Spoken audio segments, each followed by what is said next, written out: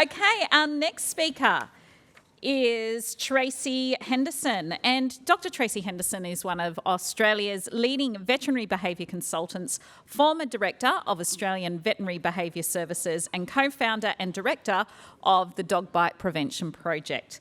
Tracey works as a subject matter expert with the South Australian courts and as a consultant and educator with corporate organisations, local governments and veterinarians. Tracey is a member of the Dog Bite Prevention Cross-Industry Working Group and is passionate about working collaboratively to develop industry standards around dog behaviour training and creating dog-safe workplaces and communities. So Tracey Henderson joins us now to discuss suffering in silence, what triggers fear, anxiety and stress in cats and how it impacts their welfare.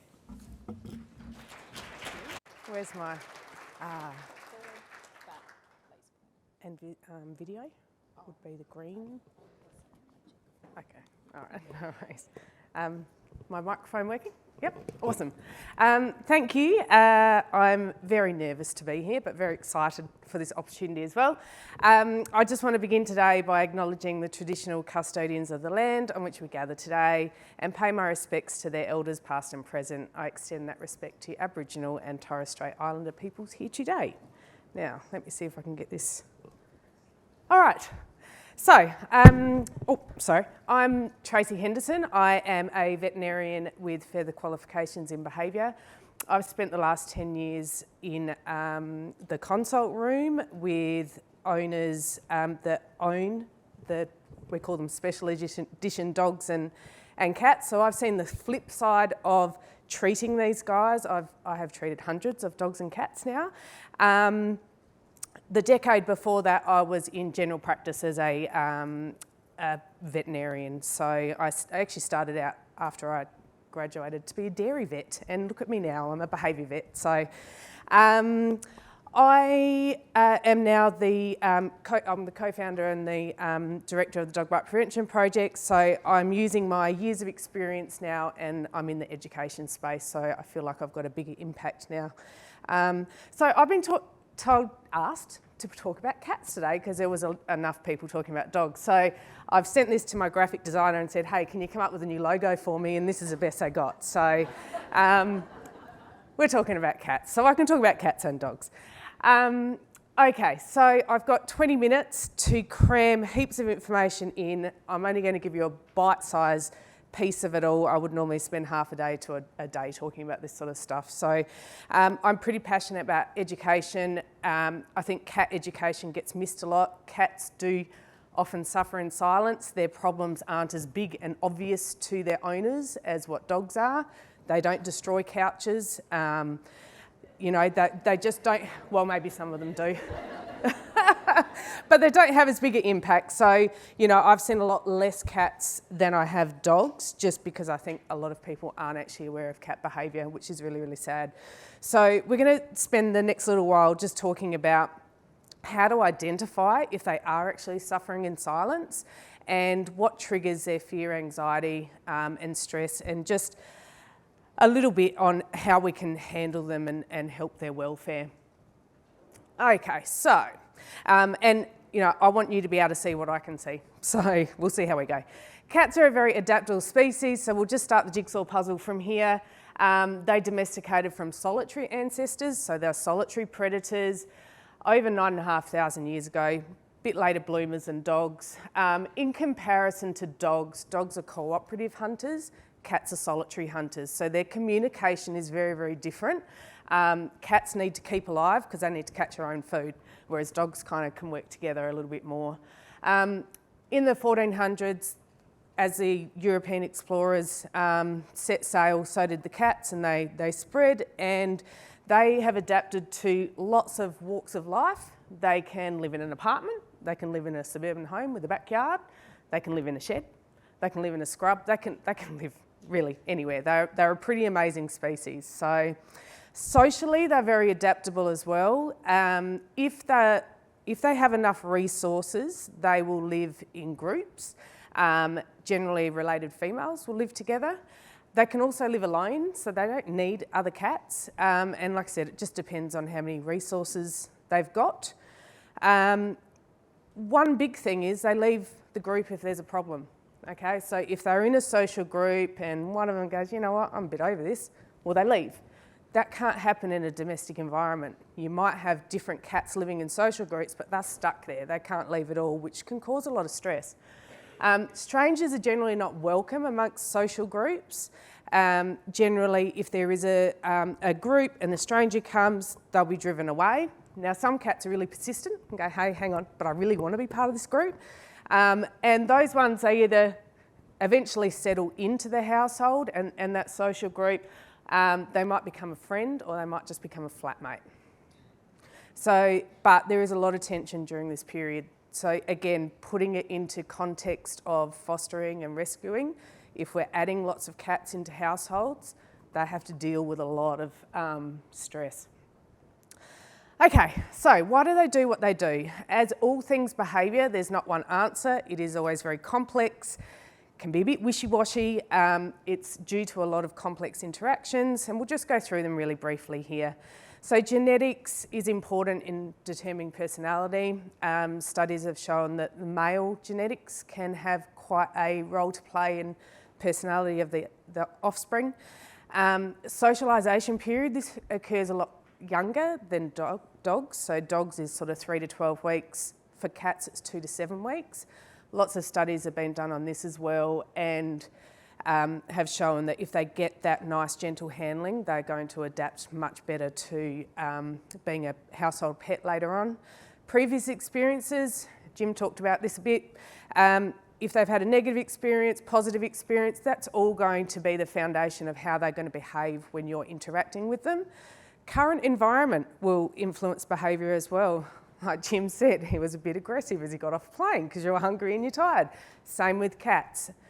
Health status, just like us. If you've got a sore back, you've got a headache, that's going to change the way that you behave, and same with cats and dogs. So medical checks are really, really important. Dogs versus cats, are they just small dogs? No, they obviously are not just small dogs, otherwise I wouldn't be talking about cats.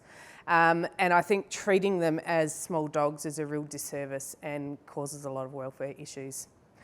So just some similar characteristics of dogs and cats. They are both non-verbal communicators. They don't talk English.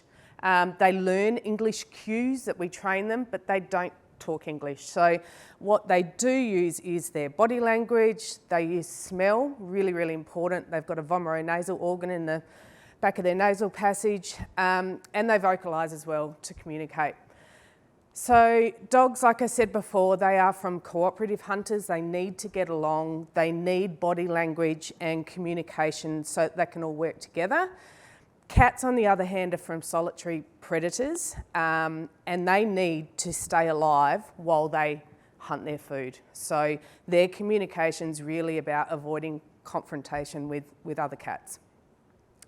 So just putting it into two very broad categories, cat communication. So one style of communication is encouraging close contact, that's between social groups, and the other one, oops, where's my back button, is avoiding confrontation with strangers, so how they communicate outside of their social group. Encouraging close contact, so how they communicate within a social group. They've got scent glands everywhere. You probably would all be very familiar with a feel away, which is your familiarisation pheromone. That's from the cheek glands. And the functions of those pheromones is to provide security, maintain harmony, and create a group scent. So smell is really, really important to cats. Avoiding confrontation with strangers. So this is the communication between social groups. The main forms, unfortunately, these are normal. So urine marking and spraying is a normal cat communication technique. Scratching and middening, which is fecal marking. Now we do see increased cases of those in tension and stress and anxiety environments.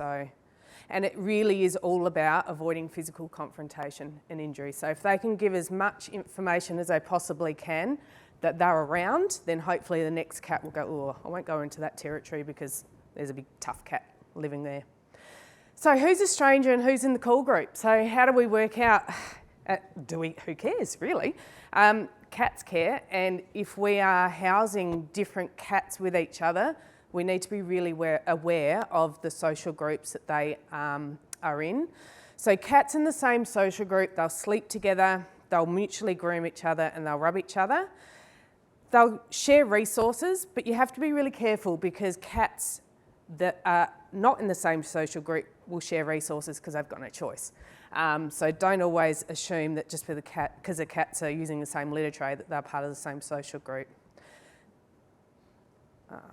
That is a video. Can I get you to... I've got a few can I just go back to that previous one? Yeah, that one. Can you play that? Okay. This is a beautiful little video. I don't know what they're saying to each other, but they're having a very nice conversation. Probably, can you believe they bought me whiskers tonight instead of dime? So this is two very nice, calm, relaxed cats.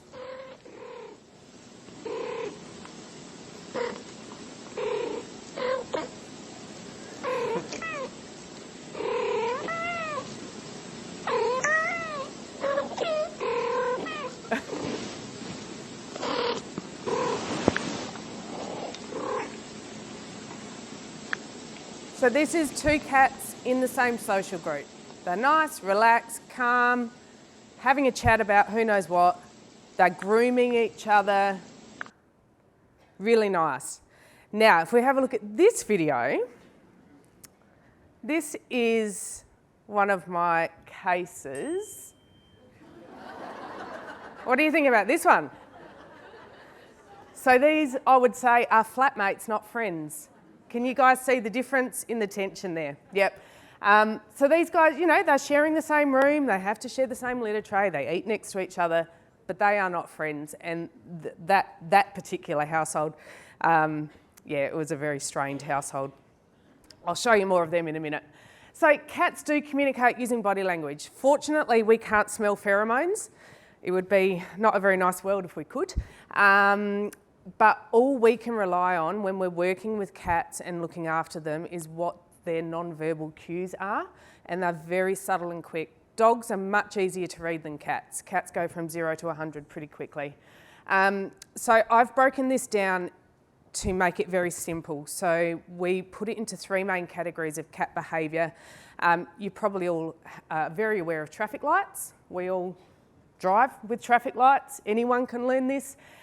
We do it with dogs as well. It's also called FAS, Fear, Anxiety, Stress score through the Fear Free Pets. And it works it's just nice and simple. So we've got the green zone, that's your friendly cats.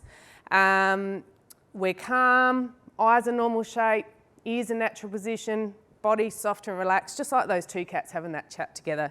And they often will have a tail up greeting when they approach you. So this is my old cat Scooby. And as he's coming closer to me, you can see that tail go more vertical. So that's a friendly green zone cat, which you probably aren't going to see a lot of in the shelter or the vet clinic. Then we've got the orange zone. So the orange zone's starting to get to, I'm a bit worried, I'm not really sure what's happening here. Just like we fiddle, cats and dogs fiddle as well. And the fiddle signs are really my warning signs that, oh, this cat or this dog's just not feeling all that comfortable.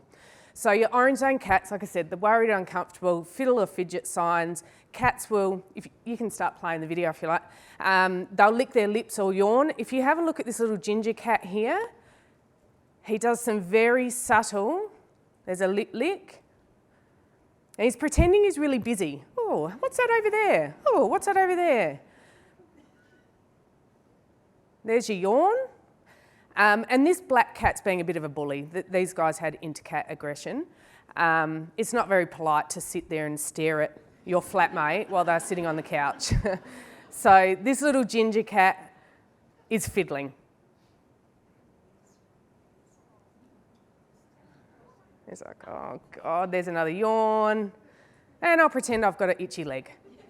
So it's just fiddle behaviour. Sometimes their pupils can be dilated, ears flat to the side, tail close to the body. and might just start to look smaller and tense. Now, you might see some of these signs when you're dealing with cats. And then you've got the red zone. So the red zone is self-protective. I am in a world of danger right now, and logic has turned off. Okay, so red zone cats will do one of three things. They'll either freeze, they'll flight, get out of there, or they'll fight. So, do you want to play that? So this is a freeze response in a cat. This is shut down, my legs don't move, I can't get out of there. We often see this in the vet clinic, where it's good because they actually are standing there and doing what we want them to do, but the mental suffering is just as severe as if they're being aggressive. So their eyes are dilated, their ears are flattened, body tense and flat, whiskers might be back. Tail tucked. All right, we'll keep going. So the flight response, this is a funny little video, is basically, I'm worried about that, I need to get away and increase my distance. I don't know if anyone's seen this. It's off YouTube.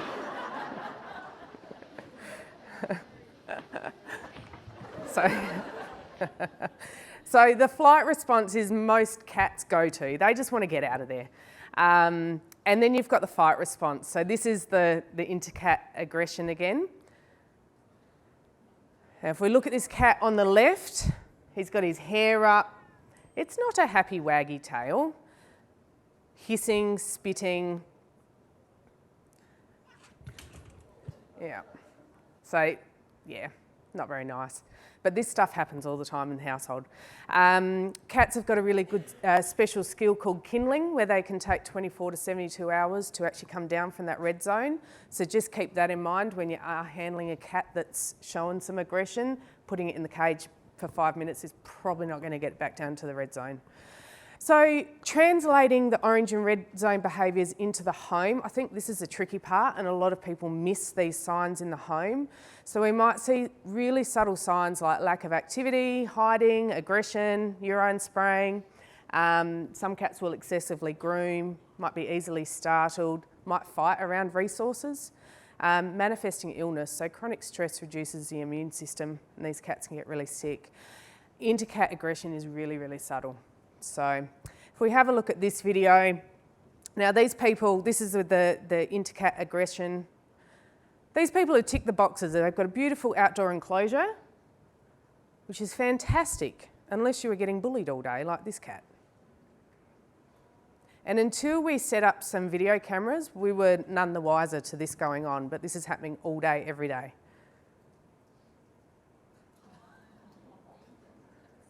And all the litter trays are lined up there nicely, and we'll have a look at this video. Now, if you can imagine, this is your only toilet in the house. And this is what happens when you've got a full bladder and you need to go to the toilet. How stressful would this be?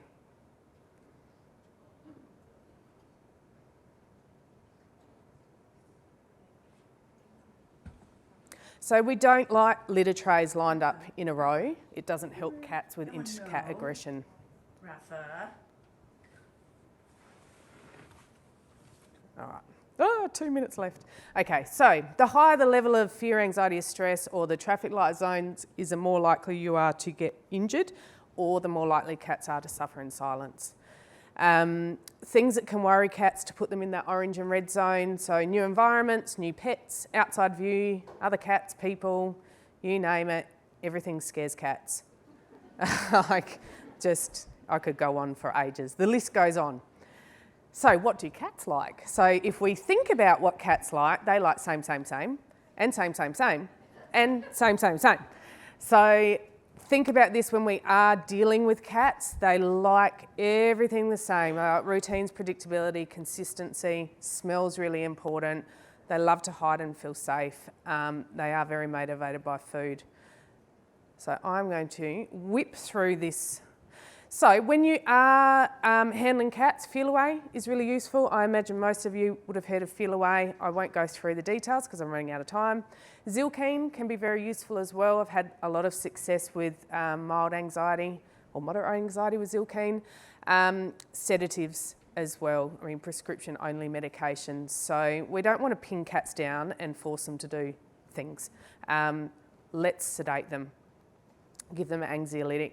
Simple things when transporting, covering with a towel. Non-slip mats are important all the time for cats and dogs.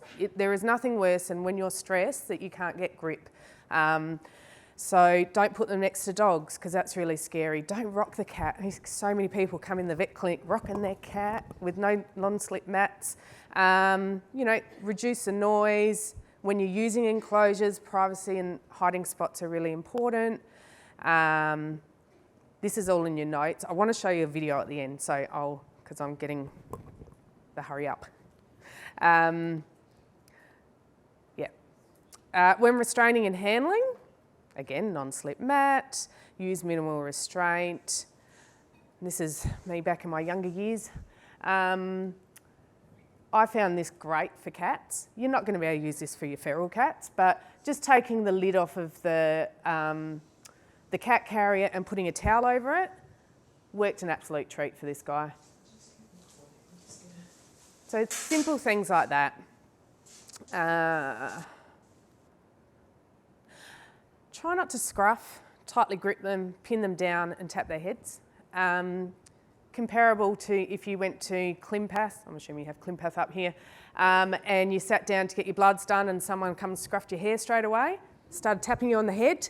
It would distract you at the time, but I guarantee you wouldn't want to go in there next time. So we need to look at the welfare of them while we're dealing with them, but also of that flow-on effect of, is this a really bad experience and what are they going to be like next time? There is something called a struggle rule. If you are struggling with a cat for more than 1.5 seconds, which is actually a long time, you need to stop what you're doing and change what you're doing. Towel wrapping techniques, really, really good idea. There is a couple of resources here. If you guys haven't seen Sophia Yin in particular, she's got every towel wrapping technique under the sun. Now, I'll just flick. Have I got time for a 1.5 minute video? Okay. Right, let's play this on. I don't know if you guys have seen this one, but it's a really nice video I used to give to my clients.